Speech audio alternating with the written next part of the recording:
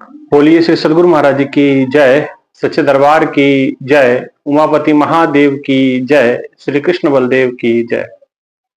प्रिय भगवत प्रेमियों, हमेशा की तरह आज भी सत्संग विचारों में आप सभी का स्वागत है, अभिनंदन है। प्रभु की कृपा से, प्रभु की दया से नियमित सत्संग विचारों से आप जुड़े रहते हैं और अपने जीवन को आध्यात्मिक गति आप देते रहते हैं। प्रभु की असीम कृपा है और प्रभु ऐसी कृपा निरंतर आप पे करते रहे, आप पे ये कृपा निरंतर प्रभु की बरसते रहे, इसी अभिलाषा, यही इच्छा के साथ आज के सत्संग विचारों को हम शुरू करते हैं।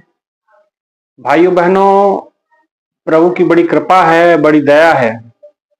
हमें मनुष्य तन मिला, मनुष्य तन के अंदर ज्ञान मिला, सतगुरु मिला। ये बहुत बड़ी विशेष अनुविशेष कृपा है। मनुष्य का जीवन हर किसी को नहीं मिलता है। 84 लाख योनियां भटक करके इंसान मनुष्य के चोले तक पहुंचता है, मनुष्य के जामे तक पहुंचता है। और मनुष्य बनने के बाद भी हर व्यक्ति को सत्संग नहीं प्रिय लगता, सत्संग नहीं अच्छा लगता, ना ही वो सत्संग को प्राप्त कर पाता है। इसलिए कहा कि बड़े भाग मानुष तन पावा, सुर दुर्लभ सद ग्रंथन गावा, साधन धाम मोक्ष कर द्वारा, पाई न जय परलोक सवारा। और कोई ही बिरला व्यक्ति है जो अपनी इस प्रभु के सत्संग को प्राप्त कर पाता है, मनुष्य जीवन प्राप्त करके। मनुष्य जीवन बहुत लोगों को मिलता है, लेकिन बहुत ही रेयर लोग होते हैं जो सत्संग को प्राप्त करते हैं, सतगुरु को प्राप्त करते हैं। और जो लोग सतगुरु को भी बहुत सारे लोग प्राप्त हो जाते हैं, और उसमें से भी बहुत कम लोग हैं जो इस भक्ति के पथ पे बढ़ते हैं। आशा है, अभिलाषा है कि आप सभी उसी बिरले लोगों में से हैं जो सतगुरु से प्रेम करते हैं, प्रभु से प्रेम करते हैं और निरंतर प्रभु के इस पवित्र मार्ग पर आगे बढ़ते जा रहे हैं। भाइयों बहनों, प्रभु के नाम की अपनी अनुपम महिमा है, प्रभु के नाम की अपनी अनुपम गाथा है। प्रभु के नाम का अपना यशोगान है। जिन लोगों ने प्रभु के नाम की महिमा को समझा, उनके विचारों को समझा, उन्होंने उसकी महिमा को जाना और कहा कि राम जी के नाम ने तो पत्थर भी तारे। भाइयों बहनों, प्रभु का नाम ऐसा महान, ऐसी महानता को प्राप्त कर जाता है इंसान अगर प्रभु का नाम सुमरन करे। आप उसकी जो आपने कल्पना भी नहीं की होगी, वो चीज आप प्रभु के नाम से प्राप्त कर सकते हैं। प्रभु के नाम में वो सामर्थ्य है। और कहते कि जेता सागर समुद्र नीर भरिया, तेते अवगुण हमारे, दया करो कुछ मेहर उपाओ, डूब दे पत्थर तारे। कि हे प्रभु, आपने तो पत्थरों को भी तार दिया है, कुछ मेहर हम पे करो। जेता सागर समुद्र नीर भरिया, जितना सागर में समुद्र है, में जल है, उतने अवगुण हमारे, उतने अवगुण हमारे भीतर है। प्रभु कृपा करे, आपके नाम ने तो पत्थर भी तारे हैं, डूबदे पत्थर तारे, हम अधमों पे कृपा करो। सूरदास जी कहते, मोसन कौन कुटिल खल कामी, जिन सुंदर तन दियो ताहे बिसरायो ऐसो नमक हरामी। कि जिसने सुंदर तन दिया, जिसने जीवन दिया, जिसने दी आत्मा, जिसने खाने पीने की व्यवस्था की, जिसने व्यवस्था हमारे रहने की और लेकिन हमने जन्म पा करके हमने उसको भुला दिया, ऐसो नमक हरामी। लेकिन प्रभु कृपा करो, दया करो, हमें तारो। ये नाम की महिमा है। ये नाम प्रभु का बड़ा प्यारा नाम है। 2 अक्षर का प्यारा नाम, राम नाम। ये राम नाम के पावर को समझना, आज राम नाम की महिमा को समझना। और रामचरितमानस पढ़ते हैं, रामायण पढ़ते हैं, तो राम के नाम को अगर महिमा को नहीं समझे तो फिर क्या समझे। वैसे तो राम इस शब्द पे अगर हम विचार करें, ये प्रभु श्री राम का भी नाम है। तो राम, परशुराम जी का भी नाम राम ही था, लेकिन परशु को धारण करते तो परशुराम हो गया। भगवान सौम्य थे, सरल थे, उनको राम कहा गया। लेकिन राम का जो असली अर्थ है, जो कण कण में रमने वाली शक्ति, राम, राम उसको भी कहा जाता है। जो कण कण में व्यापक है, राम उसको भी। अब कई लोगों में यहां मैं द्वंद्व देखता हूं। अक्सर लोग हमसे मिलते हैं, कहते हैं राम अलग है और जो राम जपते हैं वो नाम अलग है। उस राम का मतलब परमात्मा से है और जो अयोध्या के राम है वो अलग है। भाइयों बहनों, अगर आपके पास दिव्य दृष्टि है, आपके पास विवेक की आंख है, तो अगर आप गहराई से अध्यात्म की गहराई में अगर उतरते हैं तो आप ये पाएंगे कि दोनों राम एक ही हैं। वही परमात्मा कण कण में व्याप्त है तो सर्वव्यापी राम हो जाते हैं। लेकिन वही माता कौशल्या के घर में जन्मते हैं, राजा दशरथ जी के अंगना में खेलते हैं, धनुर धारण करते हैं, वो असीम शक्ति एक शरीर में बंद करके आती है। वो राम, वो भी राम परमात्मा ही है। समझ समझ का फेर है। शक्ति शरीर रूप धारण करके आई, वो राम, वो भी राम है। तो अयोध्या के राम और कण कण में रमने वाले राम, एक ही शक्ति के दो अलग अलग नाम हैं। जब एक राम, किसी ने कहा कि वो राम अलग है, ये राम अलग है, भाइयों बहनों ऐसे देखने में फर्क लगेगा आपको, लेकिन विवेक की दृष्टि से देखोगे तो फिर पता चल जाएगा कि वो एक ही है ना। इसलिए आज ये मन से सारे भ्रम निकाल दें। वो एक ही शक्ति समय समय पर रूप बदल करके आती रही। जैसी धरती धरा को जरूरत होती है, परमात्मा वैसा रूप लेकर के इस धरती धरा पे आते रहता है। जब वो कृष्ण बन के आया, चाहे राम बन करके आया, वही शक्ति समय समय पे शरीर धारण करके आती है और शरीर के सारे नियम उन पे लागू होते हैं। शरीर को भूख लगती है, प्यास लगती है, लेकिन जो कण कण में रमने वाला राम है उसको नहीं लगती। वो सर्वव्यापी सत्ता है, वो कण कण में रमा, हरि व्यापक सर्वत्र समाना। लोगों ने, बड़े महापुरुषों ने, संतों ने उनको, उसको भी राम कहा और कहा कि जिस राम का हम सुमरण करते हैं, कण कण में जिसका विचरण है, जिसका कण कण में जो रम रहा है, वही तो राम आज धरती धरा पे अयोध्या में आया है, राजा दशरथ के अंगना में जन्म लिया है। तभी तो ऋषियों मुनियों में इतनी उत्सुकता हुई कि चलिए उस राम को देखा जाए जो अटल है, अचल है, अविनाशी है और वो आज नाशवान देह में आया है। चलिए जाके उसका दर्शन प्राप्त किया जाए, उसका दर्शन प्राप्त करके अपने जीवन को सफल सार्थक किया जाए। भाइयों बहनों, एक ही शक्ति के दो अलग अलग नाम, इसलिए राम के नाम की महिमा को समझें। राम नाम आधार जिन्हें, वो जल पे राह बनाते हैं। जिन पर कृपा राम करे वो पत्थर भी तर जाते हैं। प्रभु की अगर कृपा हो तो पत्थर ना तरे। राम नाम एकता वाला है। राम हम सबको जोड़ने वाले हैं। राम हमारे जीवन का आधार है। राम प्राणों की शक्ति है। राम प्रणव है। राम आरंभ है, राम ही अंत है। राम से हम सब निकले हैं, राम में ही हमको समा जाना है। इसलिए मरते समय भी हम कहते हैं राम नाम सत्य है, बाकी सब कुछ असत्य है। उस सत्य को जानो। जिस दिन उस सत्य को जान लिए तो आपका ये कहा सार्थक हो जाएगा कि राम नाम सत्य है। और उस सत्य को जानना, इसलिए मुर्दा जिस समय अर्थी को लेके जाया जाता है तो सब लोग जय घोष लगाते हैं, राम नाम सत्य है। बड़ा अटपटा लगता है। अभी आपको अटपटा लग रहा होगा कि स्वामी जी राम नाम सत्य करा रहे हैं, लेकिन वास्तविकता में वही सत्य है, बाकी सब कुछ असत्य है। जगत मिथ्या, ईश्वर सत्यम जगत मिथ्या। ईश्वर को सत्य स्वरूप कहा गया है और जगत मिथ्या है। और उसकी एक झलक अर्थी में दिखती है कि जो व्यक्ति अभी तक था, अब कुछ समय के बाद उसको लाया जा रहा है और ना ये सत्य था, ना वो जो जीवन जिया उसने वो सत्य है। सत्य तो अब आगे से प्राप्त होगा, जब इसे जा करके वहां 84 लाख योनियों में भटकना पड़ेगा, पता चलेगा कि सत्य क्या था, है ना। इसलिए उस प्रभु के नाम का स्मरण करें और इस विवाद में ना पड़े कि वो राम कौन और ये राम कौन। इसका कोई अंत नहीं है। परमात्मा की कोई खोज भी नहीं कर पाया। परमात्मा को खोजने वाले सब जो जितने वैज्ञानिक थे और जितने भी ऐसे लोग थे जो परमात्मा के ऊपर प्रश्न चिन्ह खड़े करते थे, आज उनका नाम कोई नहीं जानता है। यही वैज्ञानिकों में और यही संतों में बड़ा फर्क रहा।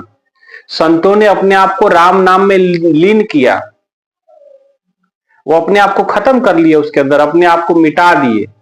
और जो वैज्ञानिक थे वो उसी को खोजते रहे, लेकिन वो ऐसे थोड़ी मिलेगा, है ना। और जैसे कार्ल मार्क्स था, वो कहते कि भगवान को मैं तब मानूंगा जब जो है वो परख नली में आ जाएगा, कांच की होती ना ट्यूब प्रयोगशाला में, कहते उसमें आ जाएगा तो मैं भगवान को मानूंगा। फिर दूसरी तरफ ये भी कहता है कि अगर भगवान अगर तुम्हारे परख नली में आ गया तो फिर भगवान कैसा रहा, है ना। तो ये, और भगवान का तो पता नहीं उनकी परख नली में आए कि नहीं आए, लेकिन वो जरूर कोड़ से मर गया बेचारा, वो जरूर पागल हो गया। तो ऐसे बोलने वाले बहुत लोग थे, हैं और रहेंगे, लेकिन उनके बोलने से कोई सत्य खत्म नहीं हो जाता है। सत्य सत्य रहता है, और बाकी जो मिथ्याचारी लोग हैं वो कुछ समय तक तो उनका बोलबाल रहता है, लेकिन वास्तविकता से दूर अपने जीवन को बड़े दुखद तरीके से वो अंत कर लेते हैं। इसलिए भाइयों बहनों, हम इस विवाद में ना पड़े, हम प्रभु के नाम स्मरण करें, प्रभु की नाम की महिमा स्मरण करें, प्रभु के गुणगान करें। राम चरण सुखदाई, हम प्रभु के चरणों की महिमा को गाएं, प्रभु के नाम की महिमा को गाएं। और जिसने प्रभु का नाम स्मरण किया उसकी मुक्ति तो तय है ही। आपको जान के बड़ी हैरानी होगी, एक बार क्या हुआ, प्रभु श्री राम जिस समय समुद्र के मुहाने पे पहुंचे, समुद्र के किनारे पहुंचे और समुद्र को उल्लंघन करके जाना था, तो लखन जी ने कहा कि भैया बात यह है कि अब जो है चलिए समुद्र पार किया जाए।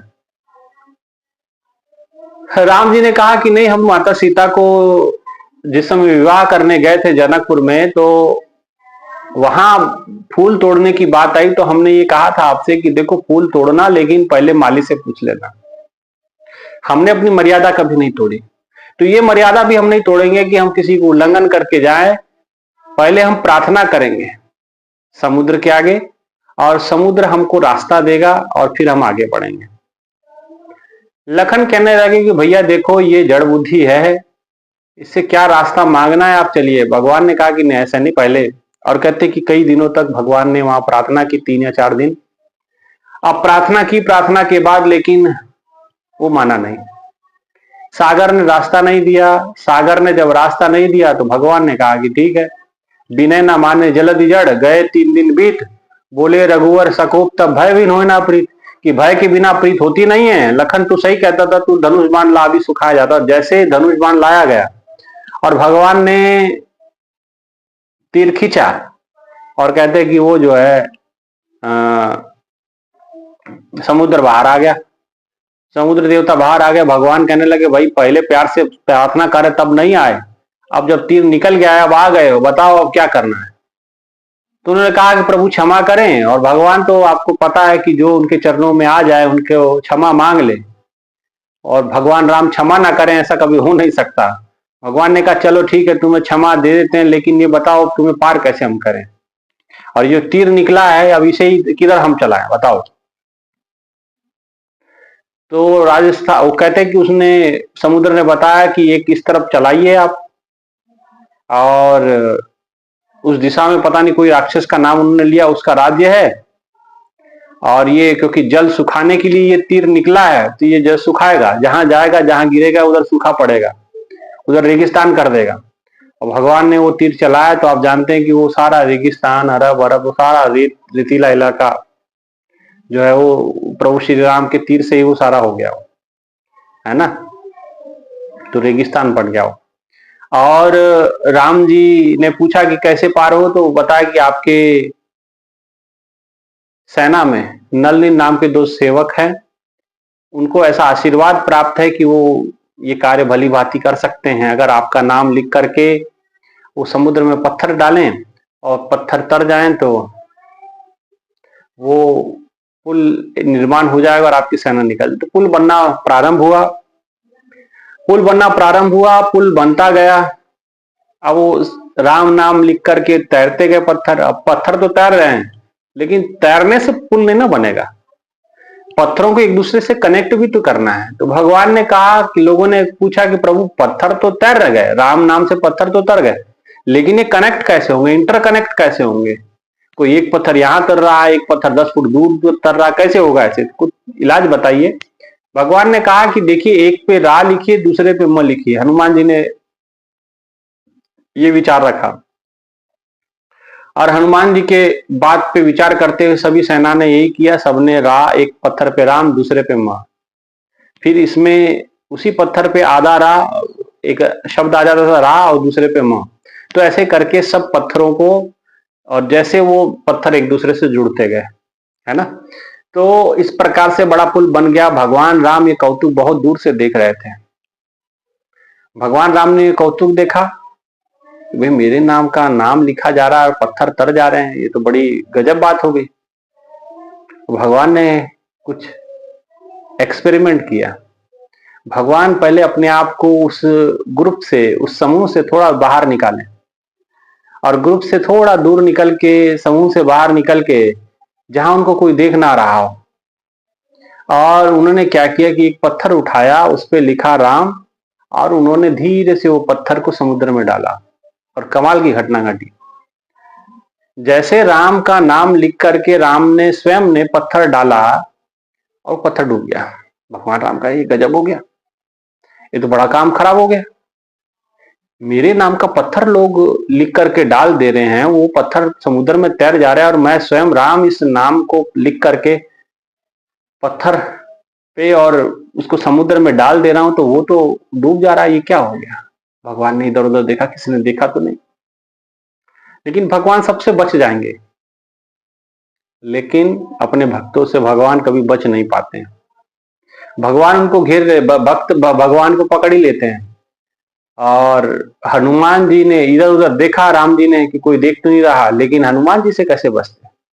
हनुमान जी पीछे किसी पेड़ पे चढ़े हुए थे, उन्होंने देख लिया, तुरंत भाग के आए। ओहो हो प्रभु, इतनी दिव्य लीला, इतनी खतरनाक लीला, ये तो बहुत गजब हो गया।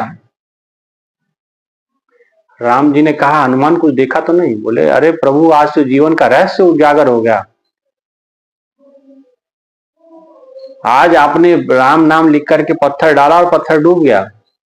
भगवान ने कहा, धीरे बोलो हनुमान, ये किसी को बताने की आवश्यकता नहीं है। बोले, बताने की आवश्यकता नहीं, ये तो सब जगह ढोल बजा के बताने की जरूरत है। राम जी ने कहा कि भाई इसमें ढोल बजा के बताने वाली क्या बात है? मेरे सेवक, मेरे सेवादार मेरा नाम लिख करके पत्थर पे डाल दे रहे हैं, पत्थर तर जा रहे हैं। स्वयं राम नाम लिख करके पत्थर समुद्र में डाल रहा है तो पत्थर डूब जा रहे हैं। इसमें क्या महिमा है? ये तो मेरा अपयश होगा, जिसके नाम से पत्थर तर जा रहे हैं और स्वयं ने पत्थर के ऊपर नाम लिख करके डाल दिया तो डूब गया। इसमें अपयश ही अपयश है, इसमें कौन सा यश कीर्ति मुझे मिलेगा? और सब लोग तो कहेंगे कि देखो अजीब है, इससे ज्यादा शक्तिशाली तो इनके सेना के लोग हैं जो पत्थर को तरा दे रहे हैं, लेकिन स्वयं राम के पास इतना सामर्थ्य नहीं कि अपना नाम लिख करके पत्थर को तरा दे। मेरा बड़ा अपयश होगा। इसलिए हनुमान किसी को जाके बताना नहीं। हनुमान का क्या, महाराज कैसी बात करते हो? आप कहते हो बताना नहीं, तो बताना बड़ा अनिवार्य है, बताना बड़ा जरूरी है। इसी से तो आपका यश होगा, आपका यशोगान होने वाला। भगवान ने कहा, कौन सा यशोगान हनुमान?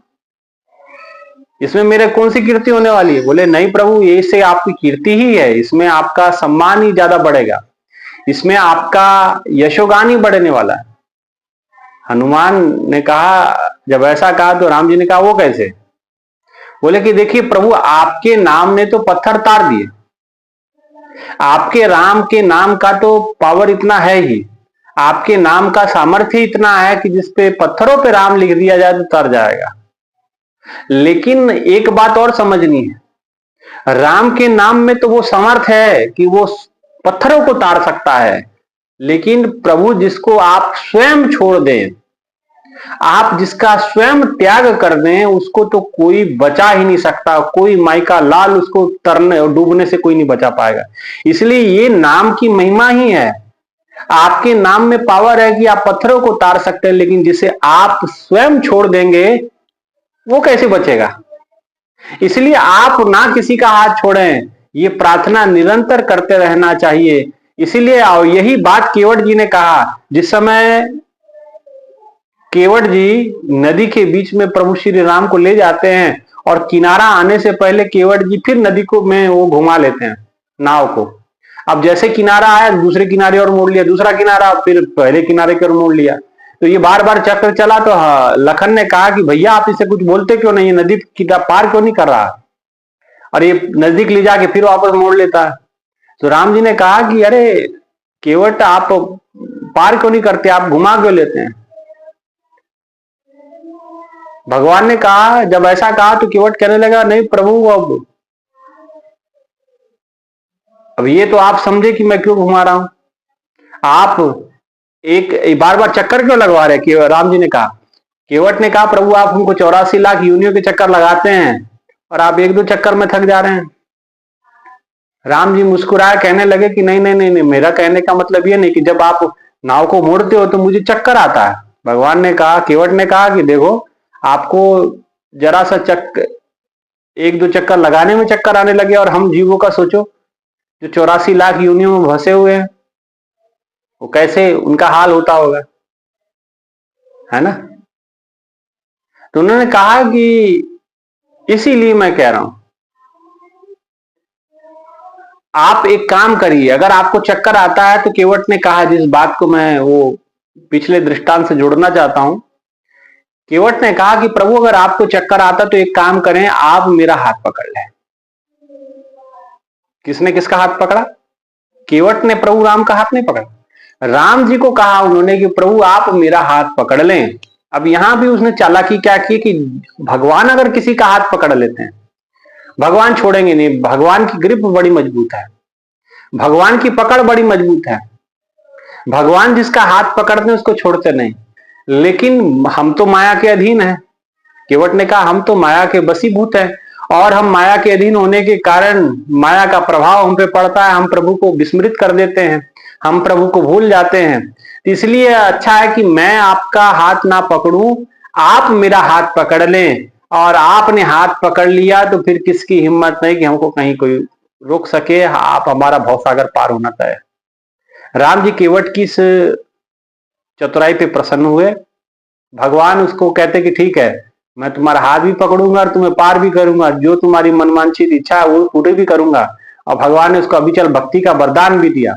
और वही बात आज, उसी संदर्भ को आज हनुमान जी कह रहे हैं। हनुमान जी कह रहे, प्रभु आपके नाम में पावर है, आपके नाम में क्षमता सामर्थ्य है कि वो आप पत्थरों को तरा सकता है, लेकिन जिसे आप स्वयं छोड़ देते हैं, जिसे आपने छोड़ दिया, जिसका त्याग आपने कर दिया, वो कैसे तरेगा भाई, उसका डूबना तो तय है। और ये तो दुनिया को बताने वाली बात है कि राम जी के नाम ने तो पत्थर भी तारे, लेकिन राम जिसका स्वयं त्याग कर दे उसका डूबना निश्चित है। इसीलिए भाइयों बहनों, हम सबको अपनी बाह दे देनी है, अपने हाथ आगे फैला देने हैं राम जी के आगे, प्रभु के आगे, कि प्रभु हमारे हाथ पकड़िए और हमको इस भव सागर से पार करिए। इसलिए ये राम जी के नाम का महत्व है, ये प्रभु श्री राम की पकड़ है। जिस जीव को पकड़ लेते हैं उसको भव से पार करके ही छोड़ते हैं। गुरु महाराज जी ने हम सबको आशीर्वाद दिया हुआ था। गुरु महाराज जी ने कहा है, महाराज जी ने जो सबसे अंतिम मीटिंग हमारे साथ की है समाधि में जाने से पहले, उसमें यही गुरु महाराज जी ने कहा था। महाराज जी ने कहा था कि चिंता नहीं करना है, घबराना नहीं है, कुछ नहीं होगा, आपको कोई कुछ नहीं कर पाएगा। आप लोग जिस योग्य होंगे आपको सब कुछ वो प्राप्त होगा, और मैं आऊंगा दोबारा आपको जन्म दूंगा, और जहां से आपकी भक्ति छूटी है आपको मैं वहां से भक्ति आपकी जोड़ूंगा। फिर से आपको अच्छे परिवारों में जन्म दूंगा, पर आपका साथ मैं छोड़ने वाला नहीं, महाराज जी ने कहा। और जिस समय महाराज जी ने कहा तो महाराज जी की आंखें टकटकी लगा के हम सबको देख रही थी। महाराज जी जब दिल्ली से गए तो महाराज जी ने यही बात कही कि तुम घबराना नहीं है, डरना नहीं है, और आप लोगों को मैं दोबारा जन्म दूंगा और अच्छे परिवारों में दूंगा और अपने साथ लेकर के आऊंगा। जहां से भक्ति छूटेगी वहीं से आपको जोड़ूंगा, पर आपको मैं छोड़ने वाला नहीं, महाराज जी ने कहा। आप लोग छोड़ सकते हैं लेकिन मैं आपको छोड़ूंगा नहीं, आपको जब तक पार नहीं करूंगा, क्योंकि आप सबकी जिम्मेदारी मेरे ऊपर ही है। आपको मुक्त करने की जिम्मेदारी मैंने ली है, और मैं आपको जब तक मुक्त करूंगा नहीं तब तक किसी को छोड़ूंगा नहीं। इसलिए आपका हाथ में छोड़ने वाला नहीं है। और राम जी के दृष्टांत से ये बात मुझे समझ में आ गई। मुझे उसी समय ये प्रसंग स्मरण हो आया कि राम जी के नाम ने तो पत्थर भी तारे, लेकिन राम जी इसको स्वयं छोड़ दे और उसका डूबना तो तय है। और केवट की प्रसंग को याद करते हुए कि राम जी पकड़ेंगे तो कभी छोड़ेंगे नहीं, और हम माया में फंसे हुए लोग पकड़ेंगे उनका हाथ तो कभी भी छूट सकता है, प्रलोभनवश, मोहवश, वासनावश। लेकिन आज महाराज जी ने आश्वासन दिया है और हमें गुरु महाराज जी के इस वचन पे अटल विश्वास है, अटल विश्वास है कि गुरु महाराज जी हमारा साथ कभी छोड़ेंगे नहीं, क्योंकि गुरु ने हमारा हाथ पकड़ा था, हमने उसका हाथ नहीं पकड़ा था। वो हमें खींच के लेके गए थे और हमें पार करने की जिम्मेदारी उनकी है, और वही हमको पार भी करेंगे, ठीक है ना। इसलिए उनका ये अंतिम वचन जो हम लोगों से उन्होंने किया है वो पूरा जरूर करेंगे, हमें पता है।